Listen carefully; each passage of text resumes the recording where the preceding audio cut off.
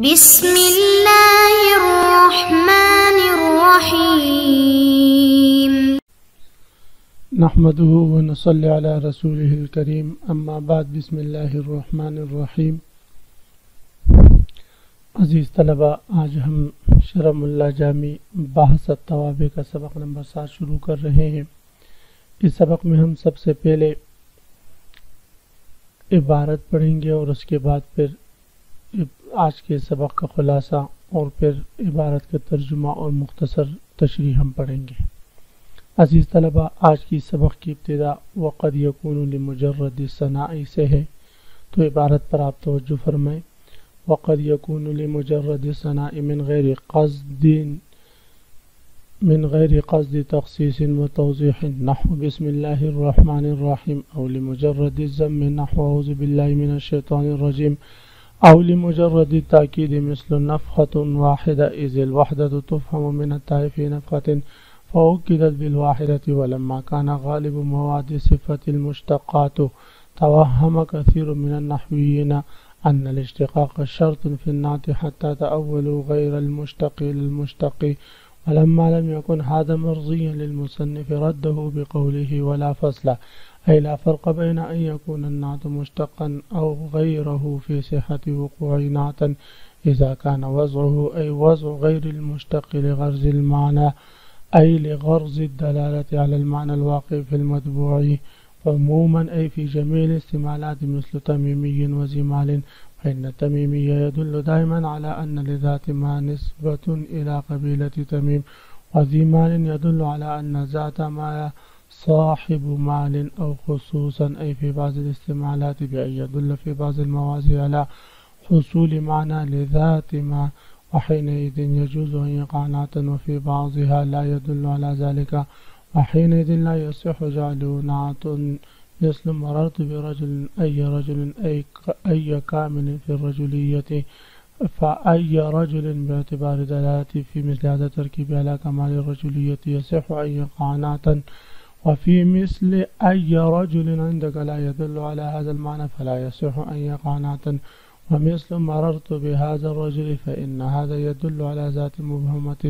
والرجل على ذات معينة، وخصوصية الذات المعينة بمنزلة معنى حاصل في الذات المبهمة، فلهذا صح أن يقع الرجل صفة لهذا، وفي الموضع الأخرى التي لا يدل على هذا المعنى لا يصح أن يقع صفة، وذهب بعضهم إلى أن الرجل بدل عن اسم الإشارة، وبعضهم إلى أنه عطف بيان۔ وقد يكون لمجرد الثناء من غیر قصد تخصیص و توضیح، یہاں سے مصنف علیہ الرحمہ نعت کی فوائد میں سے ایک اور فائدہ ذکر بیان فرما رہے ہیں۔ فرماتے ہیں کہ نعت کا اصل فائدہ تو یہ ہے کہ وہ توضیح کے لیے آتا ہے، اور کبھی جو ہے وہ تخصیص کے لیے آتا ہے، اور کبھی نعت جو ہے تخصیص و توضیح کے علاوہ محض ثنا کے لیے آتا ہے، یعنی توضیح اور تخصیص وہاں مراد نہیں ہوتی بلکہ محض ثنا مراد ہوتی ہے، یا محض ذم مراد ہوتی ہے،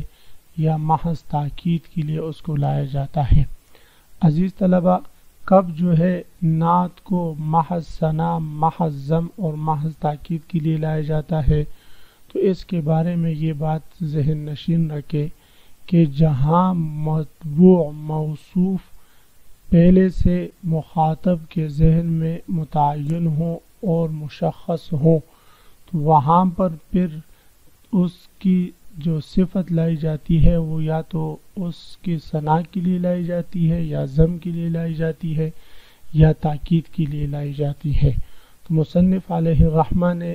ثنا کی تعریف ذکر کی ہے، کہ مثال ذکر کی ہے بسم اللہ الرحمن الرحیم، تو یہاں پر لفظ اللہ موصوف الرحمن اور الرحیم یہ صفت اول اور صفت ثانی ہے، تو الرحمن الرحیم یہ جو صفات واقع ہے یہ محض ثنا کے لیے ہے، تعریف کے لیے ہے، یہ تخصیص یا توضیح کے لیے نہیں، اس لیے کہ لفظ اللہ تعالیٰ کی ذات پہلے ہی سے مخاطب کے ذہن میں مخصص ہے اور موضح ہے، پہلے سے واضح ہیں، اس کی وضاحت کی یا تخصیص کی ضرورت نہیں۔ تو یہ محض ثنا کے لیے ہے۔ اول مجرد ضم یا محض ضم کے لیے آتے ہیں، جیسے اعوذ باللہ من الشیطان الرجیم۔ تو الرجیم شیطان کی جو صفتیں ہیں یہ ضم کے لیے ہے، مذمت بیان کرنے کے لیے ہے، تخصیص یا توضیح کے لیے نہیں۔ یا محض تاکید کے لیے آتے ہیں، جیسے نفخۃ واحدہ۔ تو نفخہ خود وحدت پر دلالت کرتا ہے، تا وحدت کی ہے، لیکن واحدہ کو لا کر مزید اس کو مؤکد کر دیا گیا، یہ صفت تاکید کے لیے ہے۔ تو یہ نعت کی یعنی دیگر فوائد ہیں کہ نعت جس طرح توضیح کے لیے آتا ہے، جس طرح تخصیص کے لیے آتا ہے، اسی طرح یہ ثنا کے لیے بھی آتا ہے، ضم بیان کرنے کے لیے بھی آتا ہے، اور تاکید کے لیے بھی آتا ہے۔ اس کے علاوہ بھی محشی نے نعت کی مزید جو ہے فوائد ذکر کیے ہیں۔ مثلا کبھی کبھی نعت جو ہے وہ تعمیم کے لیے آتا ہے۔ اس کی مثال جیسے کان ذالک فی یوم من الایام یا فی وقت من الاوقات۔ تو من الایام من الاوقات جو وقت یا یومن کے صفت واقع ہیں، یہ تعمیم کے لیے ہے۔ کبھی کبھی جو ہے صفت ترحم کے لیے آتے ہیں، جیسے انا زید الفقیر۔ تو زید کی جو صفت فقیر کے لیے آتا ہے یہ ترحم کے لیے ہے۔ اور کبھی کبھی جو ہے کسی ماہیت کی وضاحت کے لیے آتا ہے، جیسے الجسم الطویل العریض العمیق۔ تو اب طویل عریض اور عمیق یہ توضیح یا تخصیص کے لیے نہیں ہے، بلکہ ماہیت کی وضاحت کے لیے ہے۔ تو عزیز طلبہ، یہ نعت کے مختلف فوائد ہیں۔ تو مصنف علیہ رحمہ فرما رہے وقد یکون لمجرد ثناء، اور کبھی کبھی نعت محض ثنا کے لیے آتا ہے، من غیر قصد تخصیص و توضیح، تخصیص اور توضیح کے ارادہ کیے بغیر، نحو بسم اللہ الرحمن الرحیم، او لمجرد ثناء، اور کبھی کبھی نہ صرف ضم کے لیے آتا ہے، لمجرد ضم کے لیے آتا ہے، مذمت بیان کرنے کے لیے، جیسے اعوذ باللہ من الشیطان الرجیم، او لمجرد تاکید، کبھی کبھی محض تاکید کے لیے آتا ہے، جیسے نفخۃ واحدہ، اذ الوحدۃ تفهم من التاء۔ یہ جو وحدت کا معنی ہے یہ تو نفخۃ کے تا سے سمجھا گیا، فی نفخۃ فاؤکدت بالواحدۃ، تو واحدہ کے ساتھ اس وحدت کے معنی کو مزید مؤکد کیا گیا۔ ولما کان غالب مواد صفت المشتقات توہم کثیر من النحویین ان الاشتقاق شرط فی النعت۔ یہاں سے مصنف علیہ الرحمہ ایک اور اعتراض اور بعض نحویین کی رائے پر رد فرما رہے ہیں۔ اس کی تفصیل یہ ہے کہ بعض نحویین کی رائے یہ ہے، وہ فرماتے ہیں کہ اس میں صفت کے لیے یعنی نعت کے لیے اس میں مشتق ہونا ضروری ہے، اس میں مشتق ہی صفت واقع ہو سکتا ہے، غیر مشتق صفت واقع نہیں ہو سکتا۔ ان حضرات کی یہ جو رائے ہیں، اس کی بڑی وجہ مصنف علیہ رحمہ فرماتے ہیں یہ ہے کہ عام طور پر جتنے بھی صفت کی صیغے ہیں وہ مشتقات کے قبیل سے ہوتے ہیں اور وہ مشتق ہوتے ہیں۔ تو ان صفت کے ان مشتق صیغوں کو دیکھ کر بعض نحویین کو یہ وہم ہوا، انہوں نے یہ رائے قائم کر دی کہ صفت ہمیشہ اس میں مشتق ہوگا، اس میں غیر مشتق جو ہے وہ صفت واقع نہیں ہو سکتا۔ پھر بہت ساری مثالیں تو ایسی بھی ہے کہ جہاں پر غیر مشتق و صفت واقع ہو رہا ہوتا ہے، تو مصنف علیہ رحمہ فرماتے ایسے حضرات، ایسے نحویین جو اس میں مشتق ہونے کو شرط قرار دیتے ہیں، پھر وہ اس میں غیر مشتق کو مشتق کے تعویل میں کرتے ہیں اور اپنے آپ کو جو ہے بڑی مشکل میں ڈالتے ہیں۔ مصنف علیہ رحمہ فرماتے ہیں یہ رائے مجھے پسند نہیں، اس لیے مصنف علیہ رحمہ نے بعض نحویین کی اس رائے پر رد فرمایا اور ان کو جواب دیا کہ اسم میں صفت جو ہے یعنی نعت جو ہے وہ چاہے مشتق ہو یا غیر مشتق ہو، اس کا صفت واقع ہونا صحیح ہے، بس اس شرط پر کہ جب اس اسم سے اس معنی کا معنی مراد لیا گیا ہو جو معنی مطبوع میں پایا جاتا ہے اور وہ اس پر دلالت کرے۔ تو جب کوئی اسم چاہے مشتق ہو یا غیر مشتق ہو، اس معنی کے لیے لایا گیا ہو جو معنی مطبوع میں پایا جاتا ہے تو وہ صفت واقع ہوگا، اس کے مشتق یا غیر مشتق ہونے سے کوئی سروکار نہیں۔ جہاں وہ معنی مراد نہیں ہوگا تو وہاں پر وہ صفت بھی پھر واقع نہیں ہوگا۔ یہ حاصل ہے جواب کا۔ تو فرماتے ہیں ولما کان غالب مواد صفت، اور جب غالب اور اکثر صفت کے مادے صیغے المشتقات مشتق ہوتے ہیں، توہم کثیر من النحویین،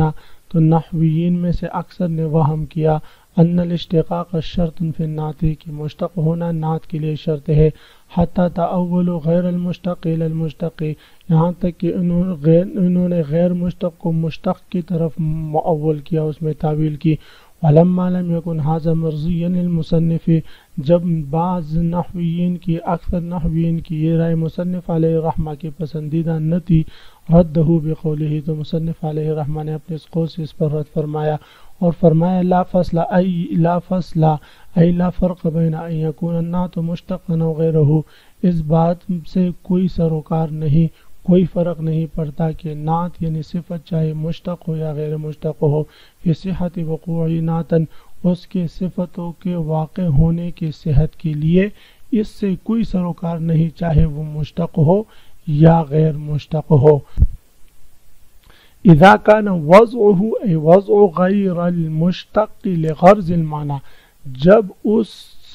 اسم کی وضع یعنی اسم غیر مشتق کی وضع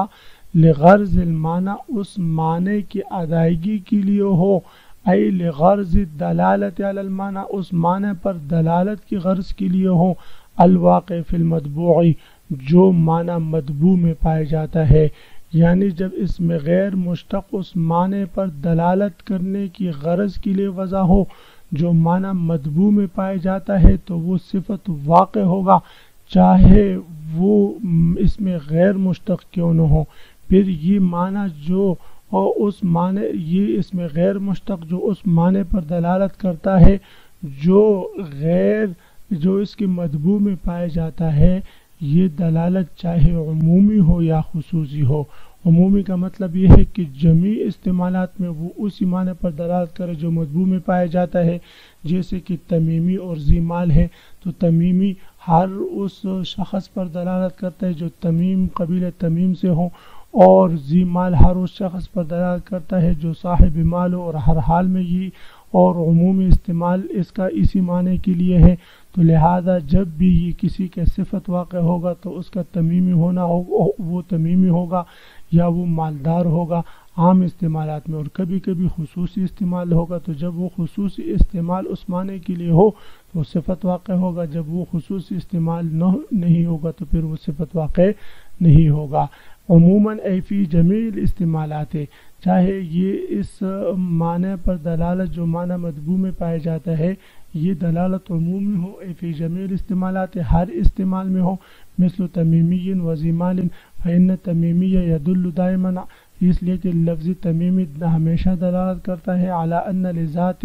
ما نسبت الی قبیلۃ تمیم، کہ اس ذات کی نسبت قبیل تمیم کی